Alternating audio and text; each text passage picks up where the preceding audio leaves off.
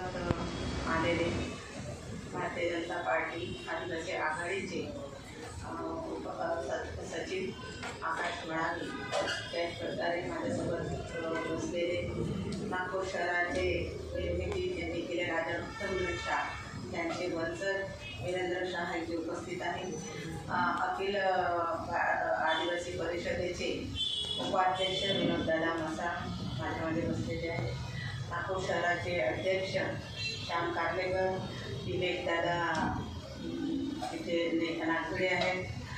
आमचे माजी नगरसेवक प्रमोद तवंती, माजी शहराध्यक्ष रवी पेंडा आणि आपण सगळे इथे उपस्थित।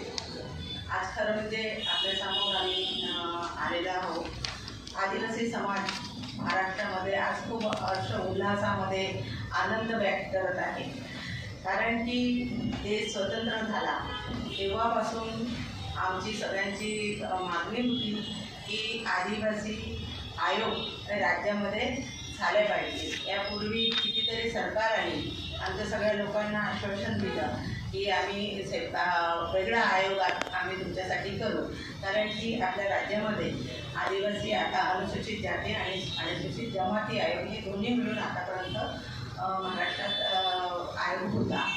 परंतु त्या आयोगामध्ये असं आहे की आदिवासींची जी समस्या आहे हे वेगळे आहेत आणि अनुसूचित जातीची समस्या हे वेगळे आहे। आणि आदिवासी समाजाचे जे समस्या आहेत आपल्या सगळ्यांना माहीत आहे, जमिनीची समस्या आहे, अत्याचाराची समस्या आहे आणि म्हणून कुठंतरी आमच्या समाजाला न्याय मिळाला पाहिजे म्हणून आमचा समाज प्रत्येक विभागामध्ये प्रत्येक डिपार्टमेंटमध्ये जायचं, मंत्र्यांकडे जायचं, राजकर्त्यांकडे जायचं, पण जे न्याय मिळाला तेवढा न्याय नव्हता मिळत। म्हणून कुठंतरी माननीय आमचे मुख्यमंत्री देवेंद्रजी फडणवीस साहेब यांच्या ते लक्षात आलं की हे स्वतंत्र आयोग आदिवासी आयोग हे स्वतंत्र केल्या पाहिजे, आदिवासींना एक वेगळा मंच दिला पाहिजे आणि हे त्यांच्या लक्षात आलं। कारण की देवेंद्रजी एकमेव नेता आहे की ते नेहमीच आदिवासींच्या मागे राहिलेले आहेत।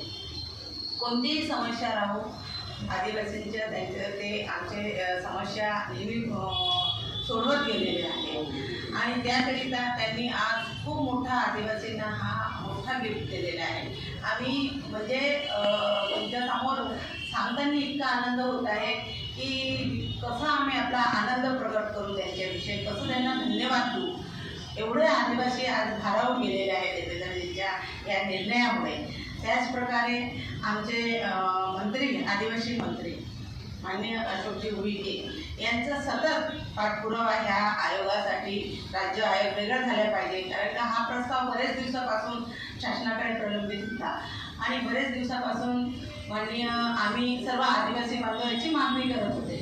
पण आमचे नेते आमचे मंत्री अशोकजी उईके हे विदर्भाचे असल्यामुळे त्यांनी याच्याकडे खूप लक्ष दिला आणि खूप पाठपुरावा करून 3 तारखेला कॅबिनेटच्या बैठकीमध्ये हा विषय पास करून घेतला।